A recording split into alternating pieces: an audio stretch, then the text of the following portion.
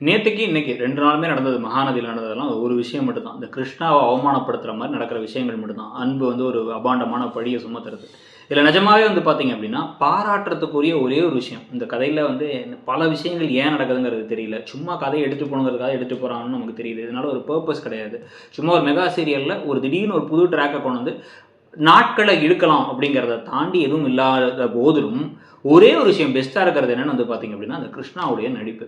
வந்த கொஞ்ச நாட்கள்லயே பலவிதமான நடிப்புகள வந்து சூப்பரா வெளிப்படுத்திட்டு இருக்காரு. அந்த கேரக்டருக்கான ஒரு பிஹேவியரும் சரி, அவர் ஆளாவே வந்து பார்த்தீங்க அப்டின்னா, வந்து ஒரு நல்ல ஒரு பொட்டன்ஷியல் இருக்க ஒரு ஆக்டரா இருக்காரு. ஏன்னா வந்து பார்த்தீங்கன்னா, முதல்ல வரும்போது நமக்கெல்லாம் எரிச்சல் வர மாரி கோவமா பேசுறது, நக்கலா பேசுறதுன்னு பேசிட்டு இருந்தாரு. அப்புறம் கோவப்பட்டாரு. அப்புறமா வந்து பார்த்தீங்க அப்டின்னா, வந்து தன்னுடைய சைட்ல இருக்க பிரச்சனைகள, ஃப்ரஸ்ட்ரேஷன சொன்னாரு. எங்க அப்பா கடன் வாங்கிட்டு போயிட்டாரு. எனக்கு வேற வழி இல்ல. அதனால தான் இங்க உட்கார்ந்துருக்கேன் அப்டிங்கிறத சொன்னாரு.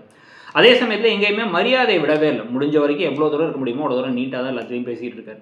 அதே மாதிரி நர்மதா கிட்ட அவர் நடந்துக்கிட்டது, அந்த விளையாடும்போது இந்த கைய கட்டிட்டு வந்து ஒரு மாரி வேணும்னே வம்பிழுக்கிற மாரி நடந்துக்கிட்டது, 2 பேரும் குறும்புத்தனமா இருந்தது எல்லாமே ரொம்ப நல்லா இருந்துச்சு. ஆனா நர்மதா வந்து சின்ன பொண்ணுங்கனால அவங்களால இந்த விஷயத்தில வாய திறந்து சொல்ல முடியல. அவங்க வாய திறந்து சொல்லும்பொழுது அது டூ லேட்டா இருக்க போகுது.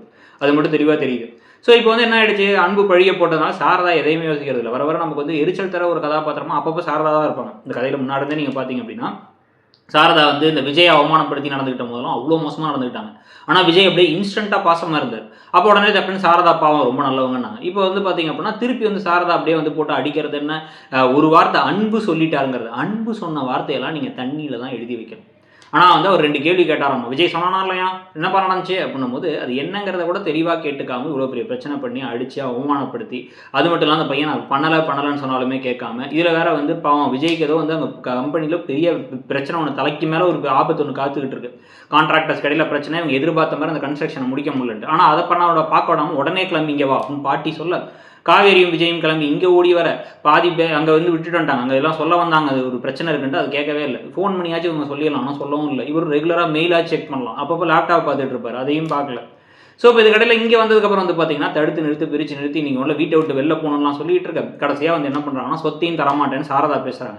ஏம்மா உங்களுக்கு சொத்து கிடைக்குமான்னே தெரியல. கல்யாணத்துக்கான மேரேஜ் சர்டிஃபிகேட்டே அவங்க தான் வச்சிருக்காங்க. அப்படின்னு பல கேள்விகள் இருந்தாலும் கூட, இப்ப இந்த சமயத்துல விஜய் என்ன சொல்றாரு, நீங்க அவுட் ஹவுஸ்ல போய் தங்குங்கறாரு. 2 பேரும் வந்து இப்போதைக்கு நடுவுல ஒரு கோடு போட்டு விடுறோம் அப்படிங்கிற மாரி.